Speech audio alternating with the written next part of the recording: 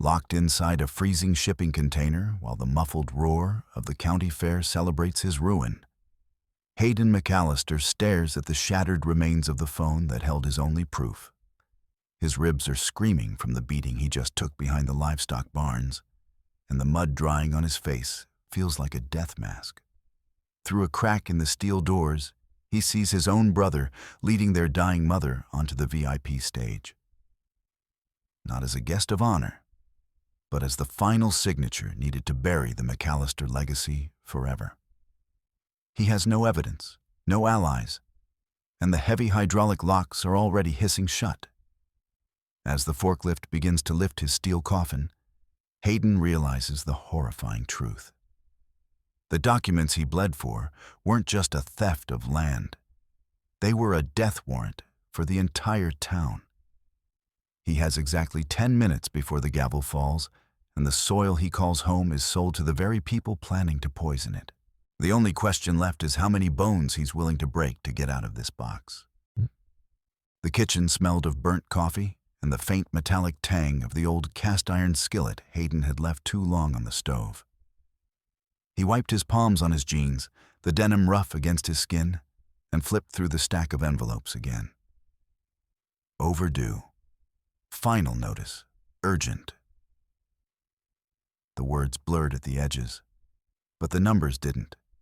$12,450 for Mom's last round of treatments, another $8,000 for the prescription she'd been too proud to admit she couldn't afford. His thumb caught on the corner of a thinner envelope, half tucked beneath the others. The paper was cheaper, the ink smudged where someone had pressed too hard. Foreclosure notice. 30 days to respond. Hayden's breath hitched. He set the bills down, the edges fanning out like a hand of losing cards. The farmhouse groaned around him, the floorboards settling, the wind rattling the loose pane in the window above the sink.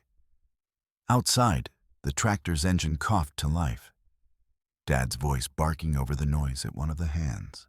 Nothing's changed. Nothing's wrong. That's what they'd been saying for months. He pushed away from the counter, the soles of his boots scuffing against the linoleum. The home office door stood ajar, the hinge squealing as he shouldered it open. Dust motes swirled in the slant of afternoon light, catching on the stacks of ledgers and yellowed receipts piled on the desk. Hayden dragged a finger along the spine of the most recent bank statement, the paper brittle under his touch. The numbers didn't add up, not the way they should. 300 bushels of wheat sold at market rate. But the deposit was half what it ought to be. Another 200 missing from the feed supply. His stomach twisted. He traced a column with his fingertip, lips moving silently. 60 bushels unaccounted for. 90. 120. The pen had dug into the paper in one place, the ink bleeding like a wound. Someone had been siphoning the lifeblood of this place, drop by drop, while Eleanor lay dying upstairs. It wasn't incompetence. It was a harvest of a different kind. The gravel outside crunched under tires, a sound sharp as a gunshot in the heavy afternoon heat. Hayden didn't move until the screen door slapped against the frame. Sarah Thompson stepped into the kitchen, her angular face tight with a tension that made her look older than 32. She didn't offer a greeting. She just tossed a manila folder onto the scarred oak table. "The debt was sold, Hayden," she said, her voice dry and clinical, though her green eyes searched his face for a reaction. "A shell company called Delta Holdings. They bought the notes from the bank 3 days ago." Hayden felt the air leave his lungs. A shell company meant anonymity, and anonymity meant a lack of mercy. There would be no more extensions based on the McAllister name or the decades of sweat soaked into the Arkansas dirt. The farm was no longer a legacy. It was an asset on a balance sheet held by a ghost. Sarah sat across from him, her fingers tapping a nervous rhythm against the folder. "I spent all night at the county clerk's office. she whispered, leaning in as if the walls themselves were listening. "The filing dates for the foreclosure and the debt purchase. They overlap perfectly. It's too clean, Hayden. This wasn't a bank reaching its limit. This was a coordinated strike." They spread the papers across the table, the legal jargon swimming before Hayden's eyes, until Sarah pointed out the patterns. The notices had been prepared before the payments were even technically late. Someone had known exactly when the accounts would hit zero. Someone had been watching the clock, waiting for the moment his mother was too weak to sign her own name. The realization settled in his gut like a stone. The predator wasn't some faceless entity in a skyscraper. It was someone who knew the layout of their house, the depth of their debts, and the exact timing of their ruin. The roar of a heavy engine drowned out the cicadas. A black pickup truck, polished to a mirror shine that looked out of place in the dusty yard, pulled up to the porch. Two men climbed out. Caleb's men. Hayden recognized them. A hulking brute with a shaved head and a wiry one with a rat-like face. They didn't knock. They stood at the base of the porch steps, the big one rolling his shoulders like he was shaking off a chill. "Caleb says it's time to go, Hayden." The big one grunted, his voice a low vibration that seemed to rattle the windows.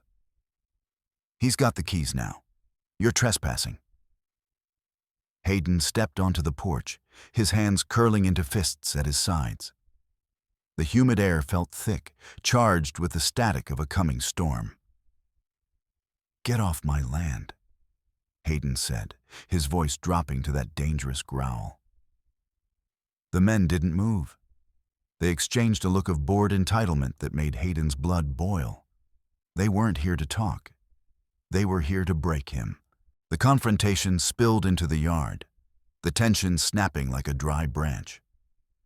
The wiry one lunged first, a blur of movement.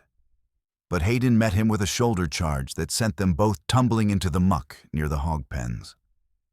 The stench of ammonia and wet earth filled Hayden's nostrils as he grappled in the mud. The big man joined in, a heavy boot catching Hayden in the ribs, sending a white-hot flash of pain through his side. He was outnumbered and outmatched in raw strength, but he was fighting for the only thing he had left. He rolled, his fingers digging into the filth, teeth bared. He could hear the hogs grunting in the pens, agitated by the violence, their beady eyes watching the struggle.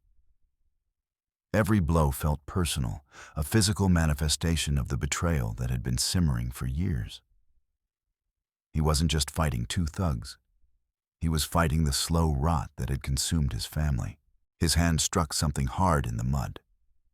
A heavy metal feed shovel.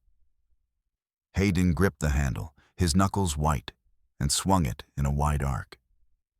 The flat of the blade connected with the big man's thigh with a sickening thud.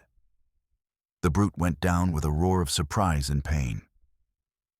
Hayden didn't stop. He used the reach of the shovel to keep the wiry one at bay, the metal gleaming dully under the overcast sky. "I said get off!" Hayden screamed, the sound tearing from his throat.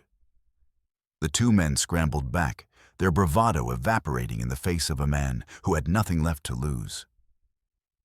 They retreated toward the truck, the big one limping, throwing curses over his shoulder.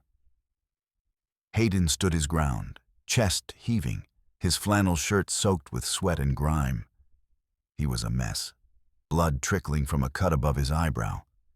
But he was still standing on McAllister soil. As the truck engine roared and the tires spat gravel, Hayden noticed something lying in the mud where the big man had fallen. A leather briefcase, expensive and sturdy, must have been tossed from the cab during the scuffle. Hayden lunged for it, his fingers slick with mud as he snatched the handle just as the truck sped away. He stood in the settling dust, clutching the bag like a trophy. His heart hammered against his ribs, a frantic, uneven rhythm. This was it. This was the slip-up he needed. He didn't know what was inside, but the way the men had looked back, eyes wide with a sudden, sharp fear, told him everything he needed to know. He turned and walked back toward the house, his boots heavy with the weight of the Arkansas Delta, the briefcase a heavy weight in his hand. Inside the kitchen, the silence was deafening. Sarah stood by the sink, her face pale, a glass of water trembling in her hand. Hayden didn't say a word. He placed the briefcase on the table and reached for a screwdriver from the junk drawer. With a sharp twist and the sound of snapping plastic, the lock gave way. He dumped the contents onto the oak surface. Folders, bank drafts, and a single, crisp sheet of paper that seemed to glow under the fluorescent light. It was a power of attorney. He scanned the lines of legalese until his eyes hit the bottom. There it was. Eleanor McAllister. The signature was delicate, the loops of the E slightly shaky, but unmistakably his mother's. The date was from 3 weeks ago. The day she'd been moved to the palliative wing, the day she'd been so drugged with morphine she couldn't remember Hayden's name. He stared at the ink, his vision tunneling. "She signed it," he whispered, the words tasting like ash. Caleb got her to sign everything away. The scale of the cruelty was breathtaking. Caleb hadn't just stolen the money. He had made their mother an unwitting accomplice in her own destruction. He'd sat by her bed, perhaps holding her hand with that practiced politician's smile, and slid the paper under her pen while she drifted in a fog of pain. Sarah leaned over his shoulder, her breath hitching as she saw the name. She reached out, her fingers hovering over the paper but not touching it, as if the ink were still wet and toxic. "He didn't just take the farm, Hayden," she said, her voice trembling with a rare flash of anger. "He took her dignity. He turned her into a ghost before she even passed." Sarah pulled a magnifying glass from her bag, her professional instincts overriding her shock. She studied the signature for a long minute, her brow furrowed. "It's real, Hayden," she finally said, looking up at him with a grim set to her jaw. "It's not a forgery. The pressure of the pen, the way the ink flows. She signed this." Hayden slammed his fist onto the table, the plates rattling. He lied to her. He told her it was for her taxes or her medical bills. He tricked a dying woman. The betrayal was a physical weight, crushing the air out of his chest. He thought of the years he'd spent away, the silence he'd allowed to grow between them, and the way Caleb had filled that silence with poison. Caleb wasn't just the golden boy anymore.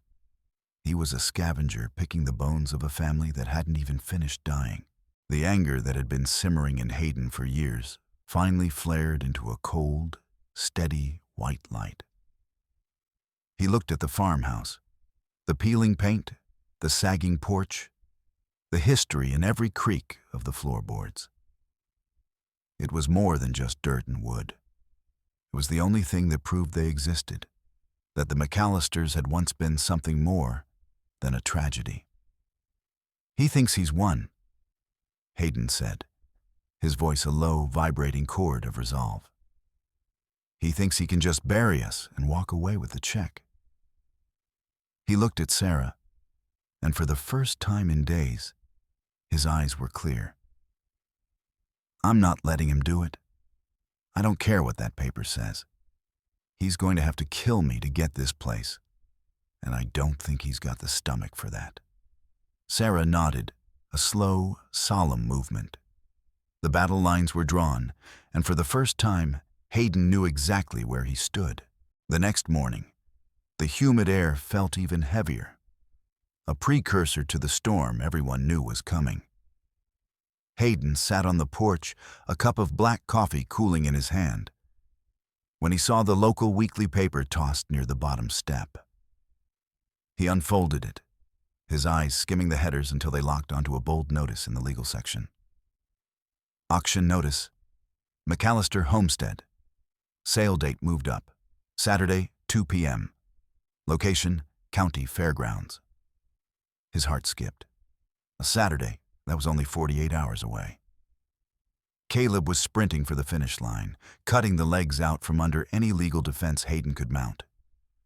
By moving the auction to the county fair, Caleb was turning the family's shame into a public spectacle, ensuring that once the gavel fell in front of the whole town, there would be no going back.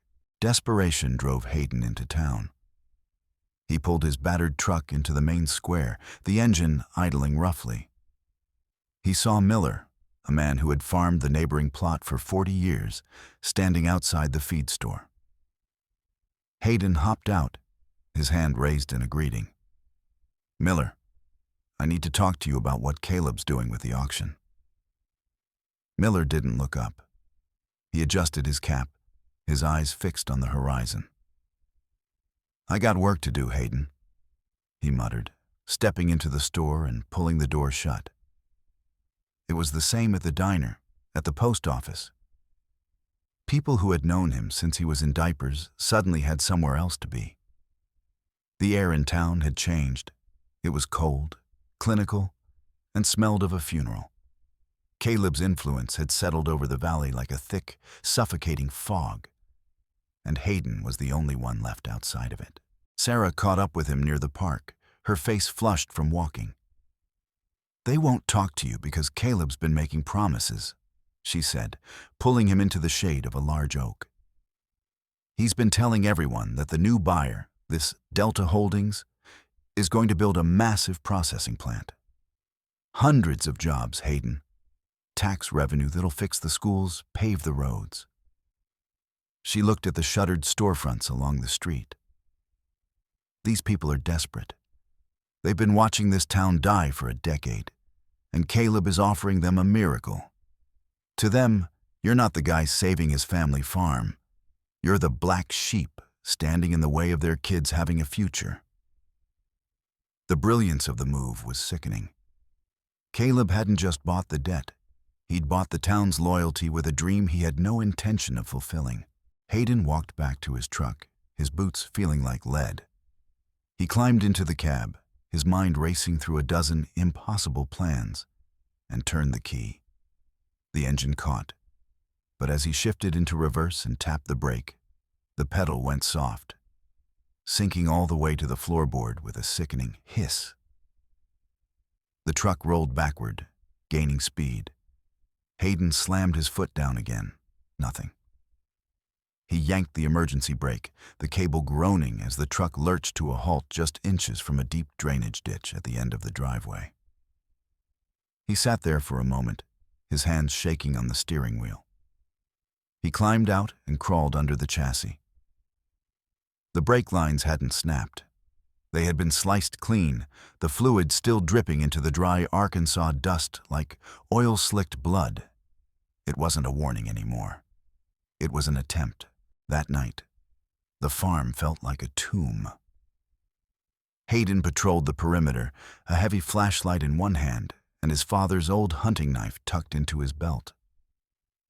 The silence was the worst part. Usually, the farm was a cacophony of life. The crickets, the wind in the corn, the low, rhythmic barking of the farm dogs. But tonight, the dogs were silent. He whistled for them, a sharp, piercing sound, but only the wind answered. He scanned the tree line, the flashlight beam cutting through the dark. He saw them then, shadows that didn't move like trees.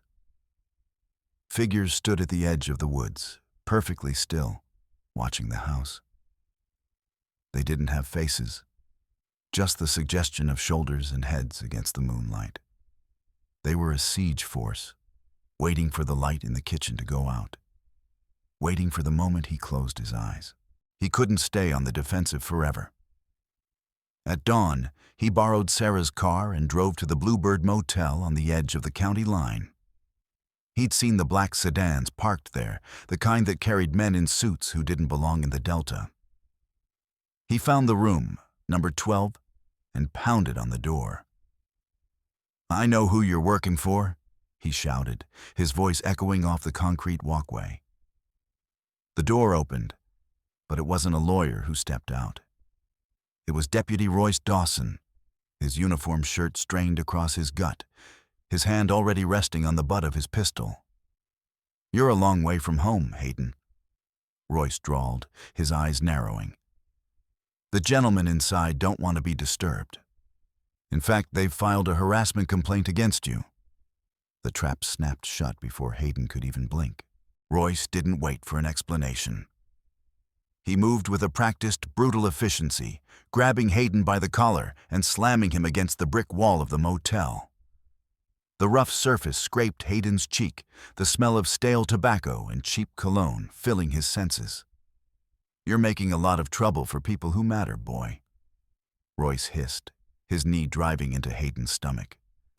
Hayden doubled over, the air leaving him in a wheeze. He tried to push back, to find some leverage. But Royce was a wall of corrupt authority. "Caleb's the future of this town. You? You're just a ghost haunting a pile of dirt." Royce reached for his handcuffs, the metal clinking with a sound that signaled the end of the line. Hayden knew if he went to jail now, the auction would happen while he was rotting in a cell. And the truth would be buried forever. Adrenaline, sharp and electric, flooded Hayden's system. He twisted, using the deputy's own momentum to shove him back toward the open motel door. Royce stumbled, his boots sliding on the slick walkway, and Hayden bolted. He reached Sarah's car, the engine screaming as he floored it out of the parking lot. Behind him, the siren bloomed into life, a wailing blue and red demon in the rearview mirror. He tore onto the back roads, the gravel spraying like buckshot against the undercarriage. The Arkansas woods blurred into a green and brown smear as he pushed the car to its limit. He knew these roads. Every dip, every blind curve, every place where the dirt turned to washboard. Royce was gaining, the cruiser's engine a roar of state-sanctioned malice. But Hayden wasn't driving on a map. He was driving on memory. He saw the turnoff, a gap in the brush that looked like nothing more than a deer trail. He cut the wheel, the tires shrieking as the car lurched off the pavement and into the deep grass. He headed for the creek bed, a wide, rocky expanse that stayed dry most of the summer. The car jolted, the suspension screaming in protest as he bounced over the stones. But he didn't slow down. He plunged into a thicket of willow trees, the branches clawing at the paint, and killed the engine. He sat in the sudden, ringing silence, his breath coming in ragged gasps. A moment later, the cruiser roared past on the main road, the siren fading into the distance. He was safe for now, but he was a fugitive.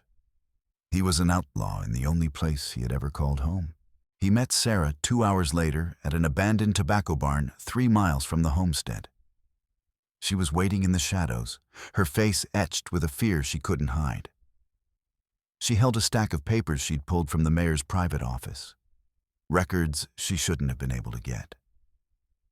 "It's not a processing plant, Hayden," she whispered, her voice shaking as she spread the blueprints on a rusted oil drum. "Look at the zoning. Look at the foundations." Hayden traced the lines. They weren't for a factory. They were for a massive commercial hub, strip malls, luxury condos, a private golf course. The jobs Caleb promised were a lie. He was selling the town's soul to the highest bidder, and the mayor was taking a 20% cut of every square foot. The scale of the betrayal was so total, it almost felt absurd. The mayor, a man who had stood at his father's funeral and talked about the sanctity of the land, was the one holding the knife. Caleb wasn't just a thief. He was a traitor to everything the McAllister name stood for. Hayden looked at the mayor's signature on the development plans, the ink dark and arrogant. He was no longer just fighting for a farm. He was fighting a conspiracy that had swallowed the entire town government. He was alone, hiding in a rotting barn with a paralegal and a stolen briefcase, while the people he'd known his whole life were cheering for their own destruction. He touched the scar on his eyebrow, his fingers steady now. The law was gone. The community was gone. All that was left was the fight. He stared at the plans until the lines blurred into a map of his own life. Everything had led to this. The years of resentment, the feeling of being the black sheep, the distance he'd put between himself and the dirt. He realized now that he hadn't been running from the farm. He'd been running from the responsibility of it. And now, when it was almost too late, he was the only one left to defend it. He looked at Sarah, her green eyes reflecting the dim light of the barn. "They think they've won because they have the badges and the gavels," Hayden said, his voice hard as flint. "But they don't know the land like I do. They don't know what it's like to bleed for it." He stood up, the shadows of the barn wrapping around him like a cloak. He was an outlaw, and it was time to start acting like one. The storm finally broke on Saturday morning. A torrential downpour that turned the county fairgrounds into a sea of red Arkansas mud. Hayden moved through the crowd, his head down, a heavy canvas poncho draped over his shoulders. The air smelled of fried dough, wet livestock, and the ozone of the coming lightning. He could see the deputy sheriffs patrolling the perimeter, their yellow rain slickers making them look like predatory birds. He stayed in the shadows of the game booths, his eyes fixed on the massive white VIP tent at the center of the fairgrounds. That was where the deal would be finalized. That was where Caleb was waiting to sign away the earth beneath their feet. Every step felt like a gamble, every glance from a stranger a potential betrayal. He saw his opening when a group of teenagers started a rowdy argument near the Ferris wheel, drawing the attention of the guards. Hayden slipped behind a row of portable toilets and found the service flap in the back of the VIP tent. He slid inside, the sudden silence of the interior a shock after the roar of the rain. The air inside was cool, conditioned, and smelled of expensive bourbon. He crouched behind a stack of sound equipment crates in the maintenance area, his heart thudding against his ribs. Through a gap in the heavy velvet curtains, he could see Caleb and the mayor sitting at a polished mahogany table, their faces lit by the warm glow of a chandelier. They looked relaxed, triumphant, like kings surveying a conquered territory. Hayden pulled his phone from his pocket, his fingers trembling slightly as he hit the record button. He held it close to the curtain, praying the sound of the rain on the canvas wouldn't drown out their voices. "The mineral surveys came back this morning," Caleb was saying, his voice smooth and devoid of any remorse. "The lithium deposits under the North Pasture are deeper than we thought. We don't even need the commercial hub. We just strip mine the whole 120 acres, take the payout from the waste firm, and we're out in 5 years." The mayor laughed, a dry, rattling sound. "And the town? They're still expecting that processing plant." Caleb shrugged, a gesture of casual cruelty. "By the time they realize the ground is toxic, we'll be halfway to Florida. Let them sue a shell company that doesn't exist." The confession was perfect. It was the silver bullet. Hayden had it all: the names, the motive, the total disregard for the lives that they were about to ruin. He began to back away, his mind already racing toward the main stage. If he could get this to the PA system, if he could play it over the fair's speakers, the crowd would tear Caleb apart. He turned to slip back through the flap, but as he moved, a heavy hand clamped onto his shoulder. He spun, his fist already cocked, but he was met with the cold, hard barrel of a tactical baton. 3 security guards, dressed in black and wearing earpieces, stood in the shadows. They didn't say a word. They just moved in, their faces blank and professional, and began to beat him with a rhythmic, clinical violence. The struggle moved out of the tent and into the muddy labyrinth behind the livestock barns. Hayden fought with a desperate, animalistic ferocity, using the slick mud to slide under their strikes, throwing handfuls of grit into their eyes. He managed to shove one guard into the rusted metal gate of a cattle pen, the sound of the impact lost in the roar of the storm. But there were too many of them. They moved with a tactical precision he couldn't match, circling him, cutting off his exits. A baton caught him across the back of the neck, and the world tilted, the gray sky spinning. He went down on one knee, the mud soaking through his jeans, his breath coming in ragged, bloody gasps. He reached for his phone, his only weapon, his only hope. The lead guard, a man with a jagged scar across his chin, stepped forward. He didn't hesitate. He kicked the phone out of Hayden's hand and, with a slow, deliberate motion, brought his heavy combat boot down on the screen. The sound of the glass shattering was tiny, but to Hayden, it sounded like a mountain collapsing. The recording, the proof, the truth, was gone. The screen went black, a dead eye staring up from the filth. Hayden lunged for the guard's throat, a primal scream of rage tearing from his lungs. But he was caught mid-air and slammed back into the mud. Caleb stepped out from the shadows of the barn, his polished boots untouched by the muck. He looked down at Hayden with a cold, pitying smile. "You always were a slow learner, Hayden," he said softly. "The world doesn't care about the truth. It cares about who's left standing." The guards dragged him to a row of rusted shipping containers at the edge of the fairgrounds. They threw him inside one, the metal floor cold and smelling of old grease. The heavy door slammed shut, and the sound of the bolt sliding home echoed like a gunshot. Hayden was left in total darkness, the only sound the rhythmic drumming of the rain on the steel roof. He was battered, his ribs likely cracked, his face a mask of blood and mud. But the physical pain was nothing compared to the crushing weight of his failure. He had had the truth in his hand, and he had let it break. He slumped against the wall, the darkness pressing in on him. And for the first time in his life, Hayden McAllister felt the cold, hollow touch of true despair. Through the thick metal walls, he heard a sound that made his heart stop. It was a voice, frail, thin, but unmistakably his mother's. She was being led onto the main stage, just 50 yards away. Caleb was using her. He was putting her in front of the cameras, a grieving widow lending her silent blessing to the theft of her own life. Hayden threw himself against the door, screaming her name until his throat was raw. But the sound was swallowed by the storm and the festive music of the fair.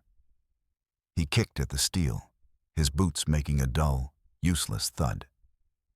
He was trapped in a box, a ghost in a metal tomb, while the man who had ruined them stood in the light and took everything.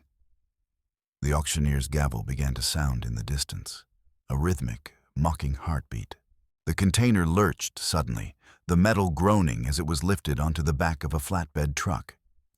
Hayden scrambled for purchase, his fingers catching on a heavy metal wrench that had been left in the corner by some long-forgotten mechanic.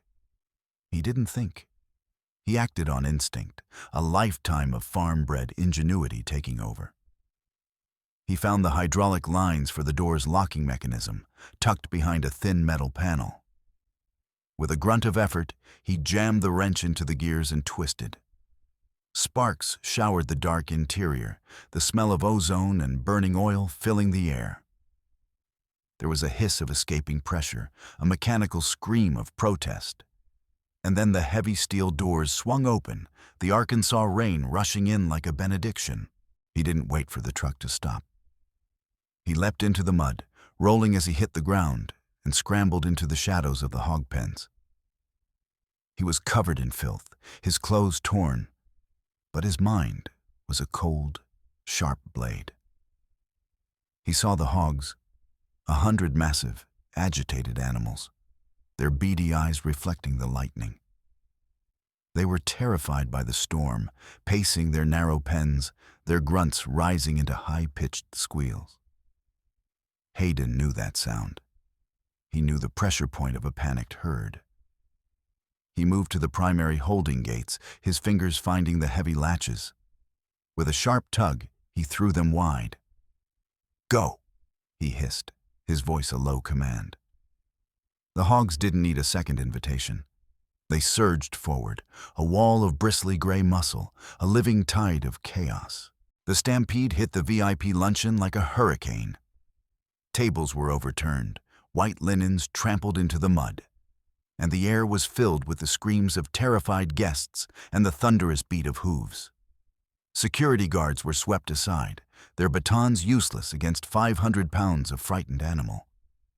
Hayden moved in the wake of the chaos, a shadow among the shadows.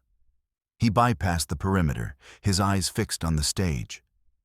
Caleb was there, frozen in shock, the pen still hovering over the final document. Eleanor sat beside him, her eyes wide and confused, her small hand trembling on the table. Hayden burst onto the stage, a specter of mud and blood, and for a moment, the entire fairgrounds went silent. Caleb recovered first, his face twisting into a mask of pure, unadulterated rage. "Get him out of here!" he screamed, reaching for the paper. But Hayden was faster. He reached into his mud-caked boots and pulled out a stack of folded, sweat-stained documents. The kickback records he'd hidden there before the fight at the motel. He'd known the phone was a risk. He'd known Caleb would go for the digital proof. He had kept the physical evidence where no one would look. He threw the papers onto the table, the ink smearing but the words still clear. "Read it," Hayden roared, his voice carrying over the crowd. "Read the mineral rights. Read the toxic waste disposal contracts. He's not building a plant. He's poisoning the water for a payout." The silence that followed was absolute. The mayor stepped forward, his face pale, and picked up one of the sheets. His eyes scanned the lines, and the look of realization that crossed his face told the crowd everything they needed to know. The townspeople, the neighbors who had turned their backs on Hayden, began to press toward the stage. The murmur of confusion turned into a low, dangerous growl of betrayal.